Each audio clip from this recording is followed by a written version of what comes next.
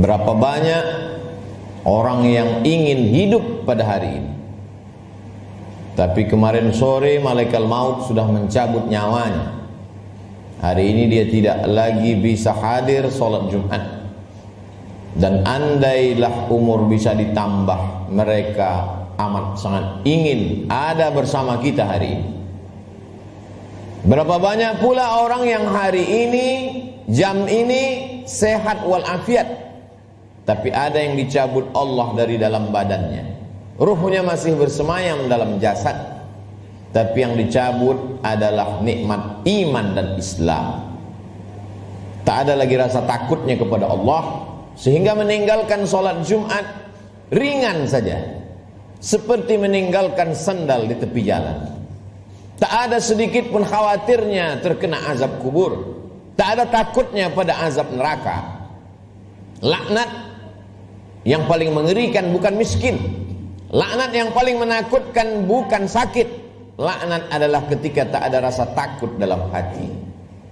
Maka ketika masih ada rasa cemas, rasa takut, bersyukurlah, berarti masih ada benih-benih iman dan Islam yang dipupuk, disiram dengan mendengarkan ceramah, tausiah, pengajian, khutbah, dan dia akan berbuah ketika dilaksanakan dalam bentuk amal saleh. Semakin zaman ini hebat, semakin canggih, maka rumah sakit semakin banyak, dokter-dokter spesialis lulusan luar negeri bertebaran seperti bintang di tengah langit. Tapi apakah umur manusia makin panjang? Tidak. Apakah penyakit makin hilang? Tidak. Dulu zaman datuk nenek kita, mereka umur 70 tahun, masih tajam parang panjangnya untuk pergi ke sawah, ke hutan. Hari ini umur 40 tahun, pergi ke rumah sakit, terkena diabetes, terkena asam urat. Terlalu banyak daftar nama penyakit untuk disebutkan. Artinya apa?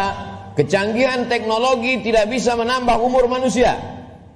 Kehebatan manusia dalam bidang multimedia telekomunikasi memang mempercepat hubungan, memang mempererat persaudaraan, tapi juga mempercepat kematian. Oleh sebab itu hidup manusia semakin singkat, hidup manusia semakin tidak bermakna. Cobalah kita renungkan berapa banyak saudara yang sebaya, yang seusia, satu sekolah, tetangga, kawan akrab, lebih muda dari kita, lebih sehat dari kita, lebih ganteng dari kita, tapi ternyata mereka tidak lagi bersama dengan kita. Lalu apa yang perlu kita siapkan? Yang kita siapkan adalah bahwa ketika ruh keluar dari jasad, tidaklah seperti tetesan embun yang jatuh dari daun yang basah. Ketika ruh keluar dari jasad, tidaklah seperti air liur yang keluar dari mulut tak terasa. Ketika ruh keluar dari jasad, Nabi SAW bertanya kepada orang-orang yang ruhnya sudah keluar dari jasad, ketika beliau Isra dan Mi'raj, bagaimana yang kalian rasakan wahai mayat, wahai ruh yang pernah bersemayam dalam jasad lalu kemudian keluar dari jasad? Mereka menjawab, seperti kambing yang dikuliti hidup-hidup. Mereka menjawab, seperti tebasan pedang di tempat yang sama diulang beratus kali. Mereka menjawab, seperti mata kail pancing ditarik dari kulit yang basah, tercabut urat-urat dan dagingnya, ikut ke mata kail pancing. Begitulah sakitnya. Lalu yang perlu kita siapkan, apa yang bisa meringankan sakaratul maut itu? Di antara yang bisa meringankan sakaratul maut adalah shadaqatus sirri tadfa'u mitatasu, sedekah menghilangkan mati su'ul khatimah. Selama ini kita diajarkan berdoa, Allahumma hawwin alaina fi sakaratil maut, ringankan kami waktu sakaratul maut ya Allah. Baik, doa bagus. Habis selesai salat meminta kepada Allah, Allahumma hawwin alaina fi sakaratil maut. Indah, cantik. Tapi ada yang lebih bagus lagi untuk supaya kita ringan waktu sakaratul maut, yaitu dengan cara bersedekah. Yang mewakafkan tanah masjid ini, yang mewakafkan semen, yang mewakafkan batu, kosen, jendela, tak tahu kita siapa namanya, tapi dengan sedekahnya itu dia sudah memperingan sakaratul maut. Sampai hari ini orang yang mati itu tidak pernah hidup lagi untuk bercerita kepada kita. Mimpi pun tak dapat kita pesan. Bolak-balik kita minta untuk bermimpi dengan datu, ayah, emak, tak dapat berjumpa dengan mereka. Andai pun berjumpa dalam mimpi, tak pula dapat kita membuat pertanyaan-pertanyaan yang sudah kita sediakan sebelum tidur. Satu-satunya cara hanya dengan menyebut, membaca, mengingat hadis-hadis Nabi Muhammad sallallahu alaihi wasallam. Dan itu adalah iman. Hari ini orang sedang krisis dengan iman. Dia tidak lagi percaya. Mana itu alam akhirat? Mana itu alam barzah? Mana itu roh? Aku tidak percaya kepada yang tak nampak. Aku tidak percaya kepada yang tidak terlihat. Yang aku percaya hanya yang bisa aku pegang dengan tangan, yang bisa aku rasa dengan lidah, yang aku tatap dengan mata, yang aku dengar dengan telinga. Begitu sombongnya manusia berkata, mana itu? Mana dia? Mana yang tidak nampak itu? Tapi ketika kematian datang, adakah yang bisa melihat kematian? Percaya, mati. Tak percaya pun mati. Percaya dan tak percaya, semuanya akan mati menghadap Allah Subhanahu wa ta'ala. Silakan tidak percaya. Mau menjadi kafir, silakan. Mau menjadi orang munafik, silakan. Mau menjadi Abu Jahal, Abu Lahab, silakan. Mau menjadi Qarun, Fir'aun, silakan. Fir'aun mati, Abu Jahal mati, Qarun pun mati. Semua yang tidak percaya mati, dan semua yang percaya menghadap Allah Subhanahu wa ta'ala. Kelak kita semua akan merasakan sakratul maut itu. Bila ada orang yang sudah meninggal dunia, jangan terlalu habis air mata diteteskan untuk mereka. Mengapa demikian? Karena mereka yang sudah mati itu merasakan tiga. Mereka sudah melihat malaikat maut, mereka sudah merasakan sakratul maut, dan mereka sudah mendapatkan husnul khatimah. Bagi yang beramal soleh. Adapun yang larut dalam kesedihan, menangis sampai tak bertepi, sesungguhnya engkau termasuk orang-orang yang mubazir. Innal mubazirina kanu ikhwanas syayatin. Orang mubazir saudara setan. Menangislah karena usia yang lalu tak dapat diulang kembali. Menangislah karena masa-masa muda yang diisi dengan dosa tak dapat diminta ampunannya kepada Allah. Ainani, ada dua mata, la yamassuhuman nar, yang tidak akan terkena azab api neraka. Ainun bakat min khasyiatillah, mata yang menangis karena takut kepada Allah. Bulu mata, alis mata yang pernah terkena tetesan air mata, maka itu akan selamat dari azab neraka jahanam. Ainun tahrusu fi sabilillah, mata yang berjaga di tengah malam, menjaga Masjidil Aqsa, takut dirampas oleh tentara Israel. Pejuang-pejuang fi sabilillah, itulah mata yang selamat dari azab Allah Subhanahu wa ta'ala.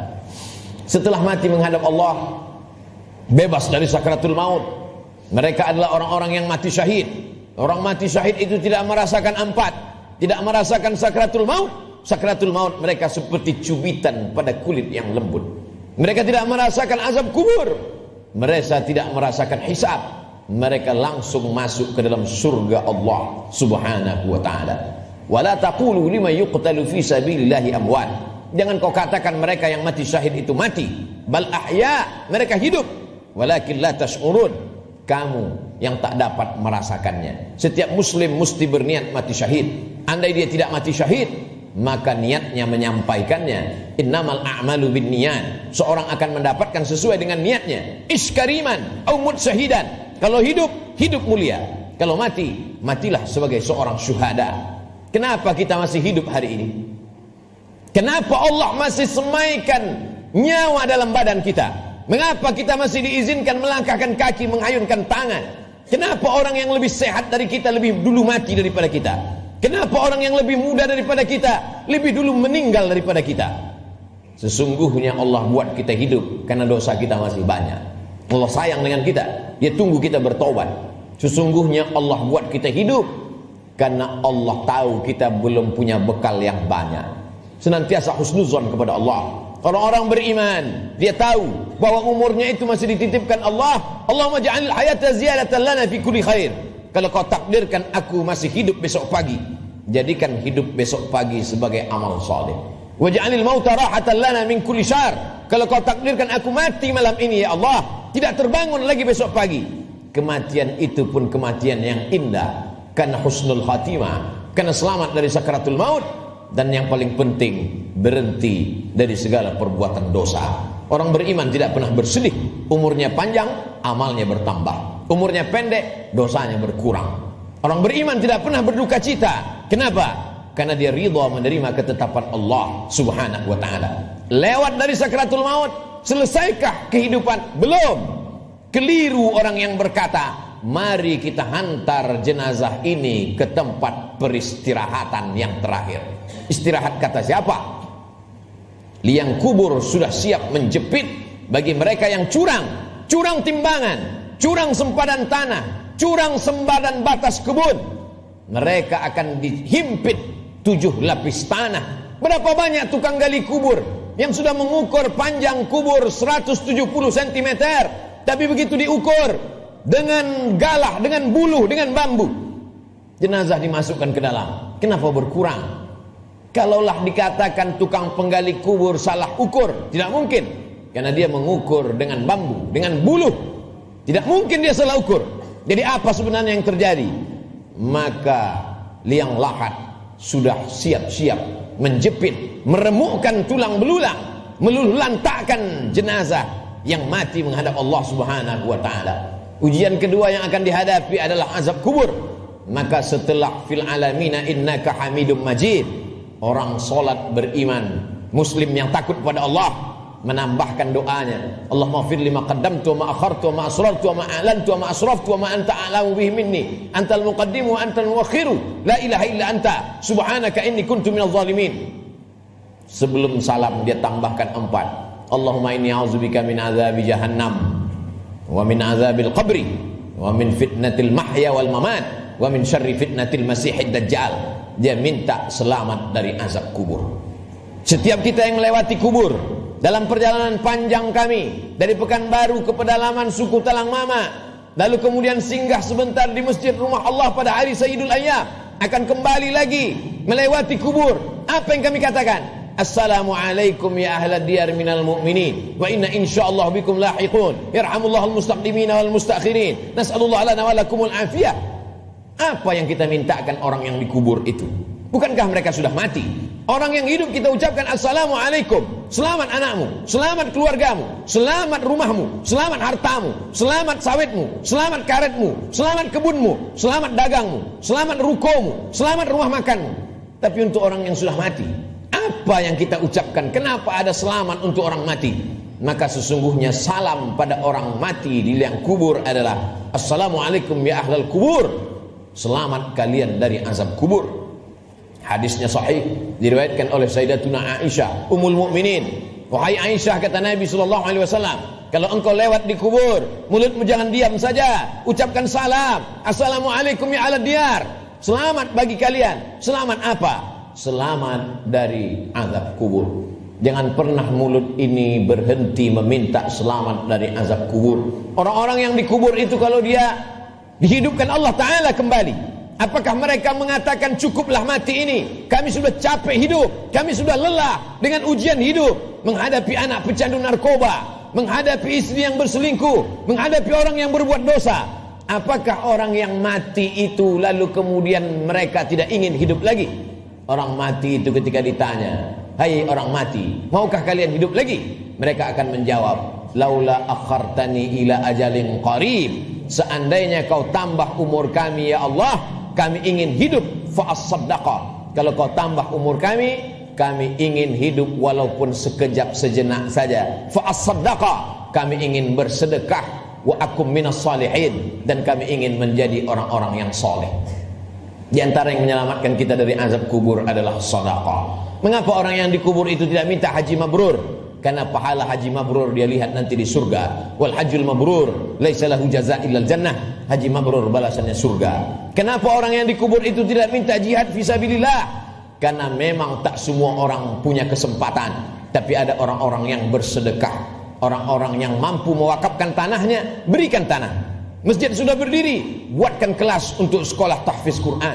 Bagi yang tidak sanggup berwakaf tanah, berikan sedekah 2-3 sak semen, batu kerikil, pasir, batu bata, besi. Itu semua akan menolong. Sampai hari kiamat selama masjid ini masih ada orang sholat berjamaah, masih ada orang lagi membaca zikir, tasbih, tahmid, takbir, tahlil, mengalir lapang alam kubur, terang benderang alam barzah. Orang yang meninggal itu hidungnya ditempelkan ke dinding liang lahat. Bagi orang yang meninggal dunia tidak dimasukkan ke dalam keranda, maka jenazahnya ditempelkan, hidungnya menempel ke liang lahat. Cobalah kita berbaring, tempelkan hidung ke dinding. Berapakah jarak antara mata kita ke dinding? Begitulah jarak kita dekatnya dengan dinding. Pandang ke depan, pandang ke belakang, pandang ke atas, pandang ke bawah, tak ada yang bisa dipandang. Gelap gulita, tempat yang paling gelap, tempat yang paling sepi, tempat yang paling sunyi. Apa yang sudah kita persiapkan? Berapa banyak orang mempersiapkan hidup untuk kehidupan setelah pensiun? Berapa banyak orang mempersiapkan hidup setelah hidupnya tenang, dia akan siapkan untuk anaknya. Setelah anaknya tenang, dia siapkan untuk cucunya. Setelah cucunya tenang, dia siapkan lagi untuk generasi sampai hari kiamat. Tapi dia tak pernah berpikir berapa lama dia akan berada di alam barzah, berapa lama dia akan berada di alam kubur. Orang yang meninggal tahun 1000, hari ini sudah 2021, berarti 1021 tahun dia sudah berada di alam kubur. Orang pensiun umur 58, 56, maka dia hanya mempersiapkan 63 tahun, 5 tahun, 4 tahun, 7 tahun. Kalaupun berlebih 10 tahun, apa yang sudah dia persiapkan untuk berada di alam kubur? Rumah yang besar akan tinggal, kebun yang luas akan tinggal, kendaraan yang mahal akan tinggal, diambil oleh ahli waris, mereka bagi-bagikan. Kalau mereka soleh, mereka akan mengundang anak yatim, fakir miskin bersedekah. Mereka bayarkan sekolah anak yatim, anak duafa tidak mampu. Tapi kalau tidak, maka apa yang sudah kita sedekahkan itu saja yang akan kita bawa menghadap Allah Subhanahu wa taala. Sampai akhirnya datanglah hari kiamat, diledakkan lautan naik ke darat. Idza sama'un fatarat, langit terbelah. Wa idzal kawakibun tasarat, planet-planet bertabrakan. Wa idzal biharu fujirat, lautan meledak naik ke darat. Wa idzal quburu bu'thirat, semua yang dikubur dibangkitkan. Alimat nafsum ma qaddamat wa akhar. Ketika itulah baru orang semua sadar bahwa hidup hanya mimpi. Mimpi jadi orang kaya, mimpi jadi penguasa, mimpi jadi orang yang dihormati dan dimuliakan, mimpi menjadi ustadz dan ulama. Yang kekal abadi hanyalah amal-amal soleh semata. Saat itulah dia akan menghadap Allah Subhanahu wa ta'ala. Isma syi'ta, hidup sesuka hatimu, fa innaka mayyit, karena sesungguhnya kau akan menjadi mayat.